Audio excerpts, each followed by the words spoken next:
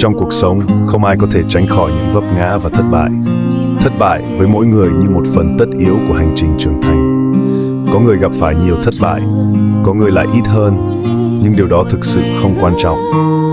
Điều quan trọng nhất không nằm ở số lần chúng ta ngã xuống, mà chính là cách chúng ta đối mặt và đứng dậy sau mỗi lần thất bại.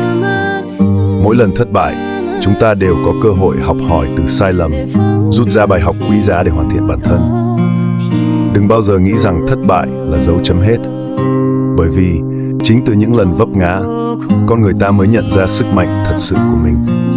Khi bạn quyết định đứng lên, bạn không chỉ vượt qua được khó khăn, mà còn xây dựng niềm tin vào khả năng của chính mình.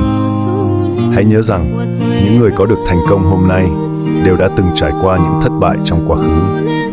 Vì vậy, đừng sợ hãi hay thất vọng. Hãy xem thất bại như một bước đẹp để tiến tới thành công.